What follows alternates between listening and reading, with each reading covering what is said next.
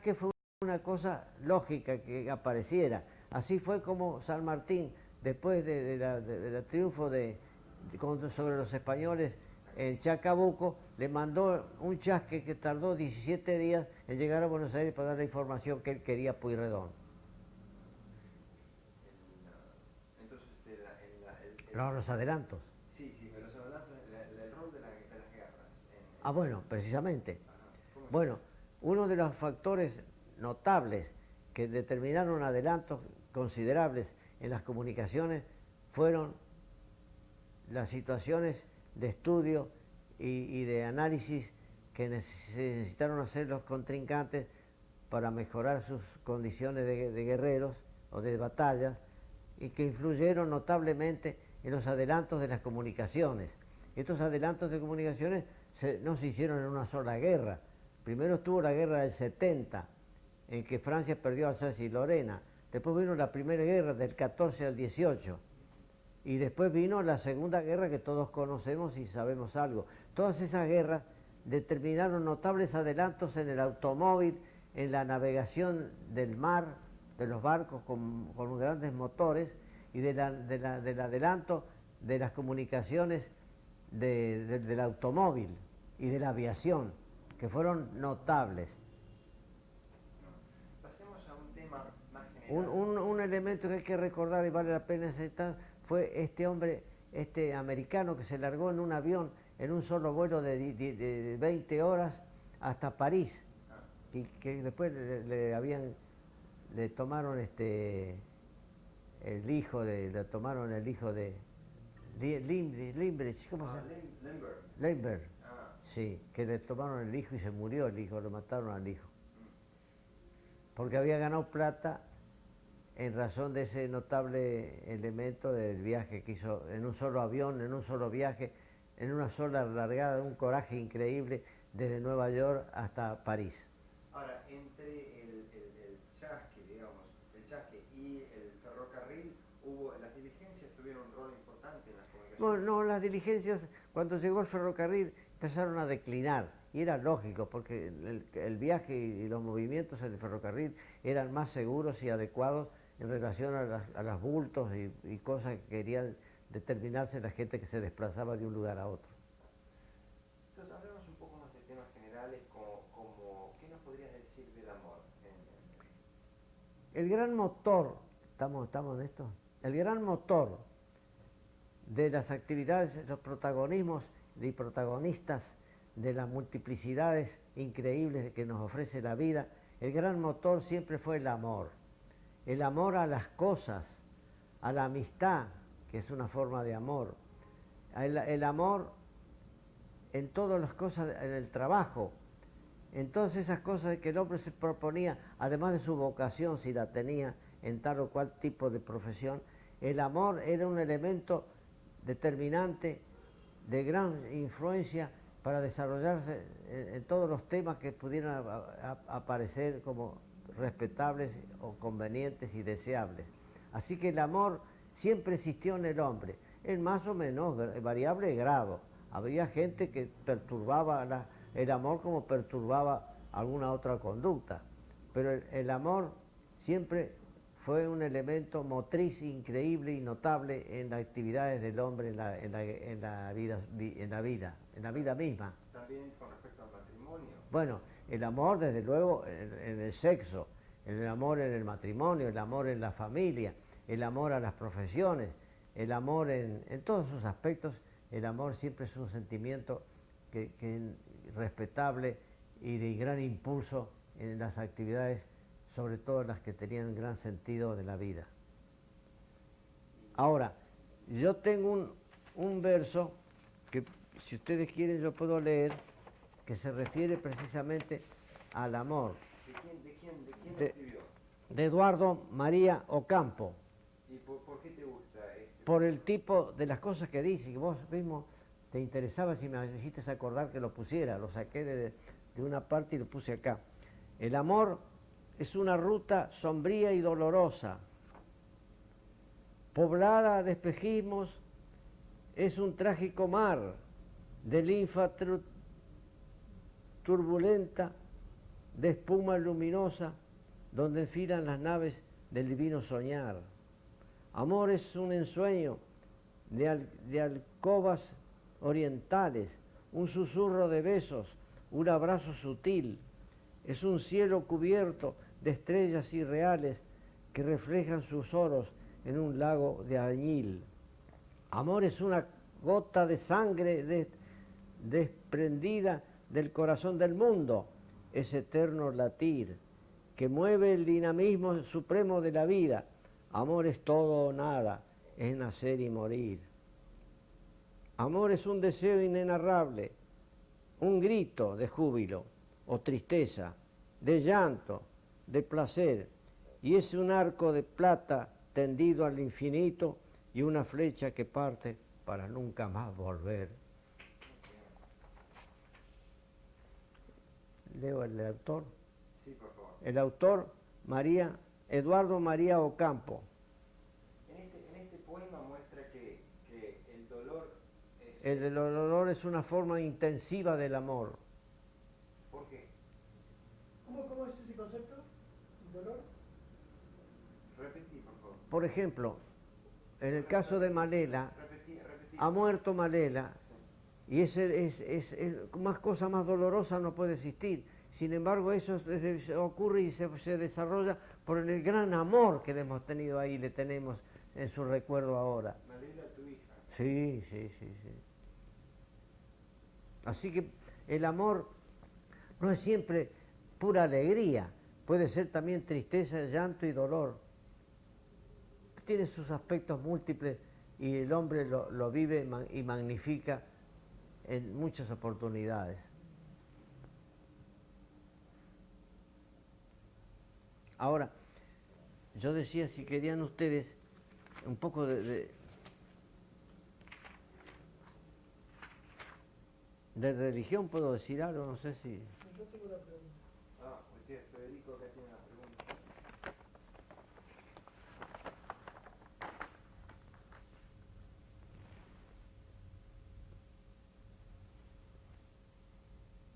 Vamos. Se han referido un sinnúmero de enfermedades que antes, en muchos tiempos atrás, preocupaban notablemente a la población, pero últimamente, desde hace unos 8 o 10 años, o 6, 7 años, la que domina el ambiente y es el cuco de todos es el SIDA. Es una enfermedad tremendamente difícil de tratar, porque empieza por romper el sistema inmunológico defensivo que debe tener cualquier persona.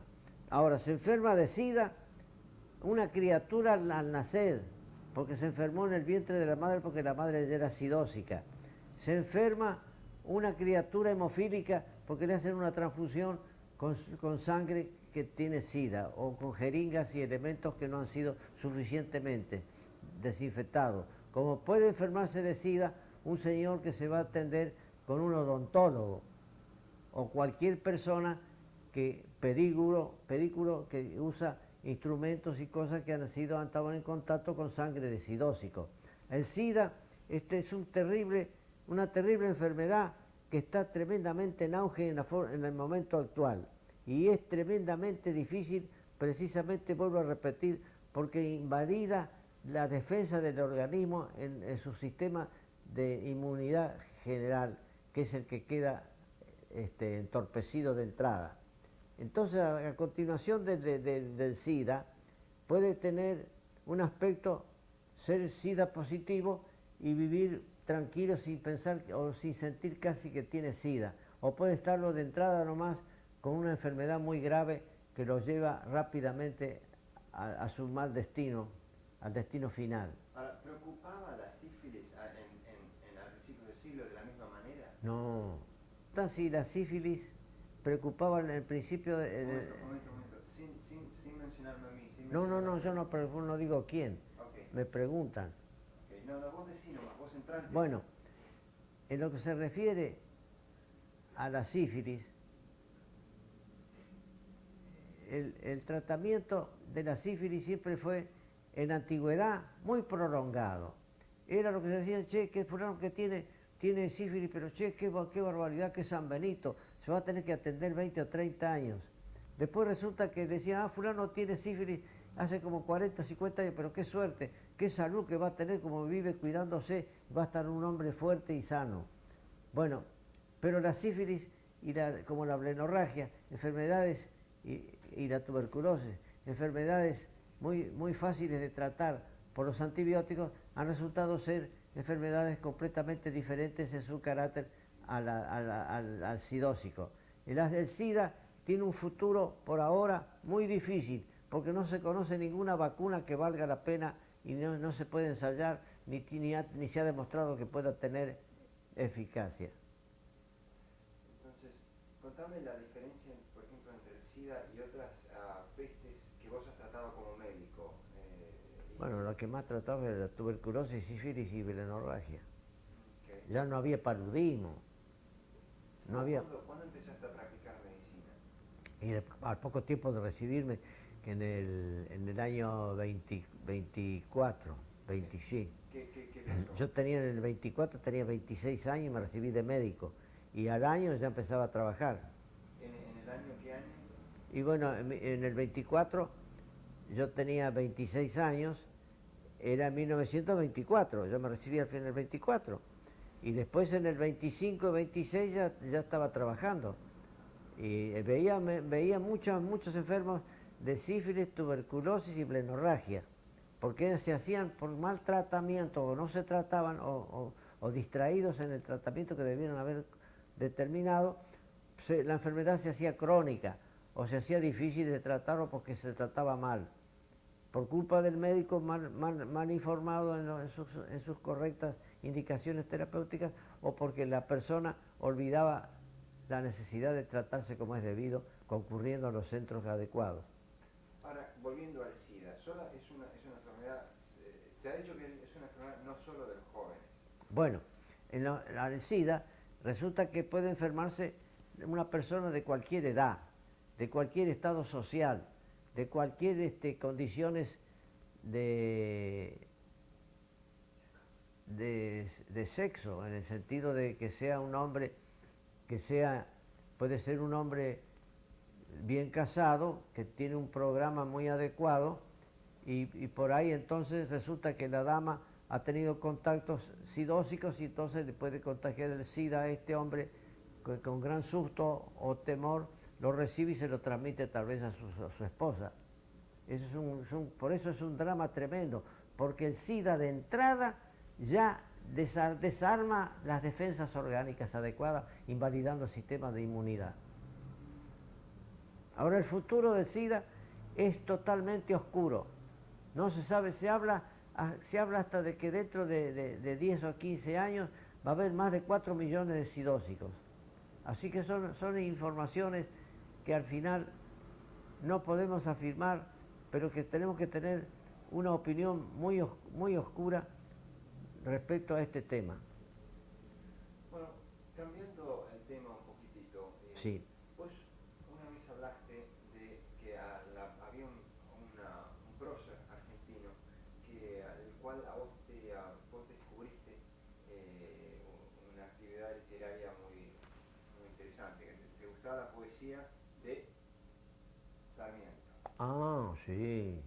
¿Cómo es eso? Bueno, ¿querés que pase a hablar de Sarmiento unas poquitas? Por favor.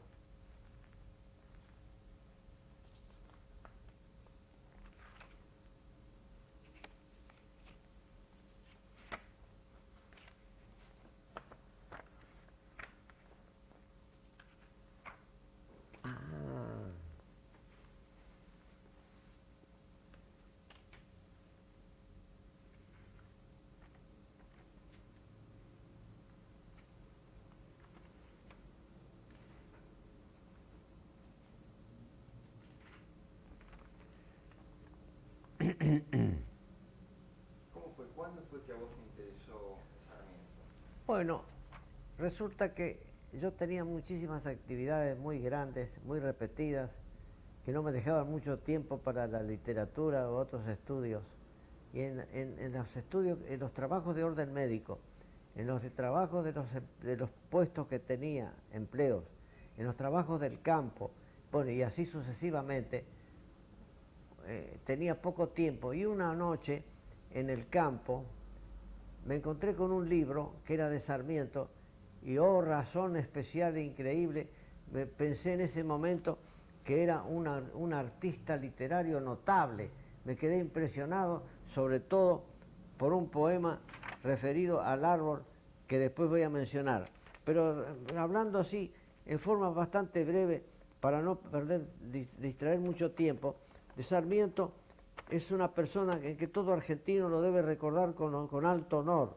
Fue un ilustre patricio, un precursor de la cultura argentina, presidente alguna vez fue de la Nación, fue literato de nota, periodista destacado, autor de varios libros de mérito como Civilización y Barbarie, parlamentario sobresaliente, honorable patriota, consagrado al desarrollo de la educación, fundador de escuelas, viajó a los Estados Unidos vinculando con la élite de profesores y profesoras de aquel gran país para después traerlos y acrecentar los elementos con los que podía atender el desarrollo de la educación de nuestra enseñanza en el país, en nuestro país. Debió exiliarse en Chile por los varios años por la política de su patria y fue un gran patriota argentino a no dudar.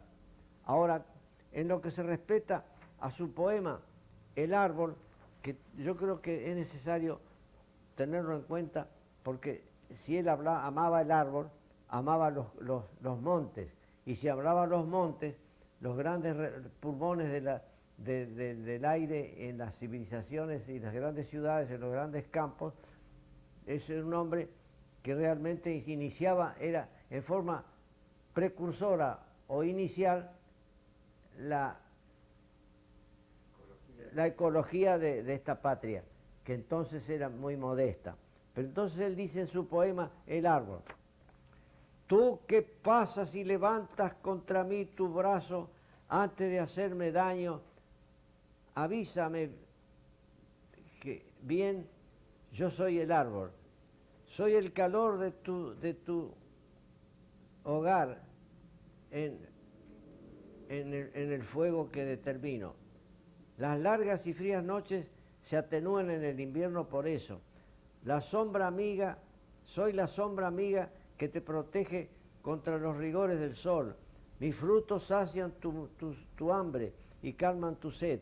Soy la viga que soporta tu techo de tu casa, la tabla que está hecha de tu mesa, la cama en que duermes y descansas. Soy el mango de tus útiles de trabajo y la puerta de tu casa que permite entrar o no o ponerse a ello. ¿Cuántas veces tu cuna fue de mi madera? Y cuando mueras, tu ataúd lo será también, te acompañará al seno de la tierra. Soy paño de bondad y flor de belleza. Si me amas como merezco, defiéndeme de los insensatos. Hazme respetar, soy el árbol. Entonces el árbol... No, leí bien algunas cosas, ¿eh? bueno. No sé, repetir no conviene. Eso es algo interesante para decir. Oh. Eso está muy bien, Es que vos después, ¿por qué no me repite un poco? ¿Me repiten? No, hay un problemita técnico solamente. No, yo decía... ¿Salió la parte de la canción? ¿Se grabaron algo, no? Sí, no, este es el final. Acá hay una cosa que... bueno...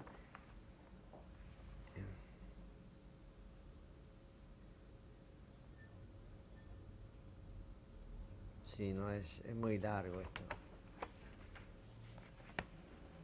Bueno, hablemos un poco a ver por ejemplo, ¿por De la qué? esquina con los jóvenes, y la esquina de España.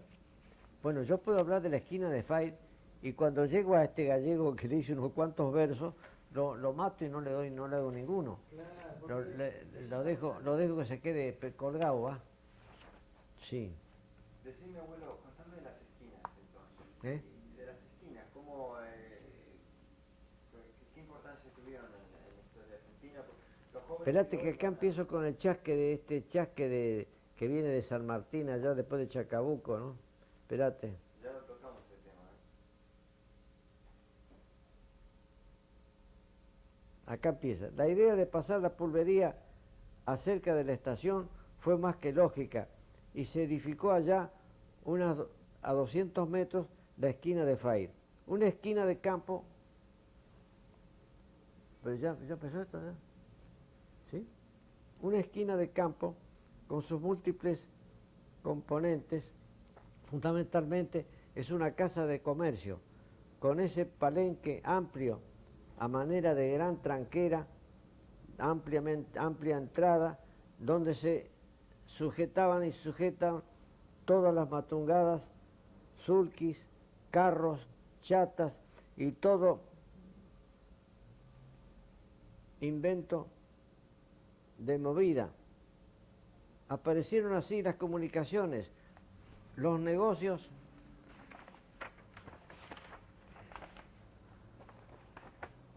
de los primeros antisárnicos, los polvos Cooper, ¿recuerdan? Donde se hacía la defensa de la lana, aquel elemento tan apreciado entonces que luego desapareció porque la fibra dominó el terreno en el comercio. Abuelo, hablemos un poco, hoy en día los jóvenes, cuando salen van a... Espérate que después llego. Sí, no, pero lo dejamos para el final, lo dejamos para el postre. Hablemos primero hablemos primero de la conexión entre los jóvenes. ¿Dónde van los jóvenes de hoy y los jóvenes de ayer? ¿Dónde iban? Mira, lo de hoy, yo qué sé yo dónde van. No, los jóvenes de hoy que van a bares, salen a bailar. En aquellos tiempos los jóvenes iban a la esquina, como a la esquina de Fay. Bueno, pero allí iban esto más que nada iban a ver si comían un asadito. No sé, costillar con paleta. Bueno, pero espérate, ¿por dónde estamos ahora? Impresionó tu padre. Bueno, dejarlo al viejo, si el viejo se rajó de ahí. Pero ¿cómo? ¿Por qué se fue? ¿Qué vio el 25 de mayo? Pero no te conté que había una yegua, sí. Ya lo conté eso yo.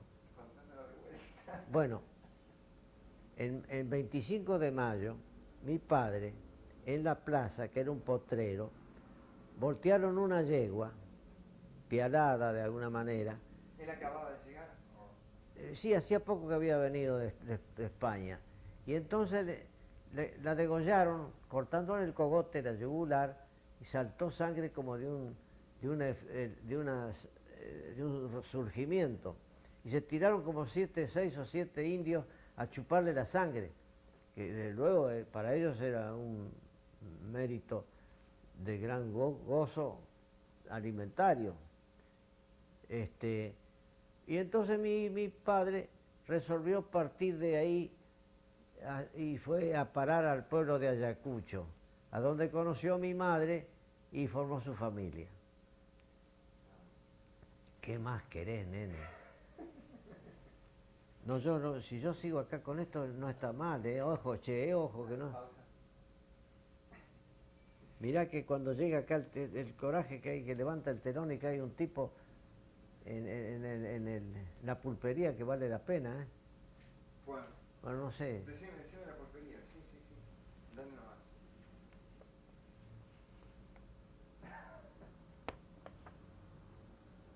Bueno. En esas pulperías o esquinas del campo se reunían los forasteros, los parroquianos,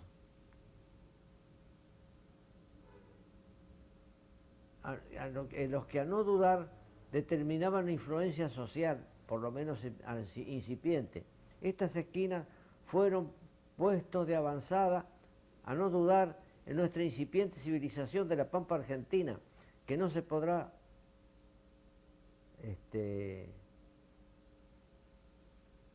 vuelvo a decir, olvidar acá.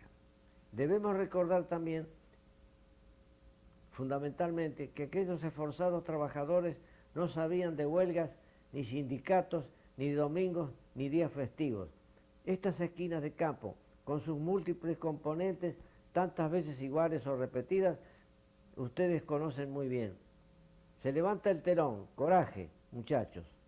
Estamos en el ambiente, salón mayor 10, 20 por 10, puertas de un lado, gran mostrador del otro, escaño, bomba de agua, a mano, infaltables botellas, estandería amplia, algunas mesas, sillas, parroquianos y forasteros, prudencia, silencio, que alterna con bullicio, sobre todo si hay caña. Y del techo siempre cuelgan algunos elementos alimentarios como los famosos jamones y chorizos. El sol ha repetido su incansable recorrido en su invariable derrotero, desde el alba hasta el ocaso. Alguna vez procuró un espectacular crepúsculo de color, pintura y fuego, al escapar por horizonte juguetón y travieso. La noche ha invadido el ambiente. La gente, después del agitado día, buscó el descanso. Alguien apagó el último farol. En la oscuridad, el embrujo, el silencio impone su misterio. Un gran bulto ha saltado sobre una mesa. Parece envuelto en ponche raído y viejo. Es un duende. En una mano porta candil y en la otra un papel. Se diría que pretende pasar lista. Y empieza así, con voz firme y ronca. A ver, el primero, usted, aquí. Se oye una voz lejana desde el fondo de la historia. 120 años han pasado. Y dice él, sí, yo soy. Repite, soy don Julián Zubiaurre, natural de Bilbao, hermano de doña Josefa Zubiaurre, esposa del señor Bugallo y por lo tanto su cuñado. Suaves maneras, lindo varón, espléndido porte. Su yuga de entrada tiene señorío. Y continúa aquí, trabajé mucho y duro.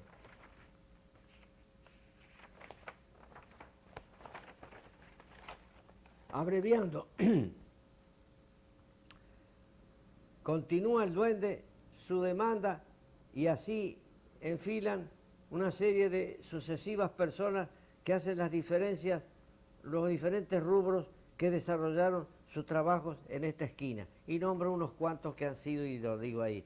Y el duende continúa su labor, al final le dice, a ver usted, ¿cómo se hace un silencio? Y no aparece el nombrado, que se llama don Francisco Sobral. Le han informado al oído que don Francisco Sobral ha partido a Buenos Aires y que a poco de llegar en la terminal de ómnibus de Retiro ha dado algunos primeros pasos y enseguida fue sometido al trajín del infernal tráfico y algún vehículo lo topeteó y así ocurrió su deceso, ha muerto. El informe ha consternado al duende, quien me llama y me pide que diga algunas palabras de rigor sobre este varón últimamente desaparecido, y así lo hago. Ya paro para no seguir. Se olvidarán sus hombres y sus nombres, se olvidarán sus hechos y sus dichos, florecerán los campos, y en ese cielo azul de este pedazo de pampa sureña de Fair, bandadas de pájaros, en sus secretos gorjeos, con sus infinitos indescifrables trinos, cantarán el himno inmortal del recuerdo en el justo homenaje a estos primeros habitantes de la esquina de Fair.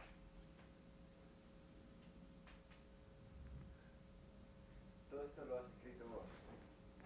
Ah, sí, no, esto es data propia. ¿Hace mucho lo escribiste? Qué sé yo, ni me acuerdo.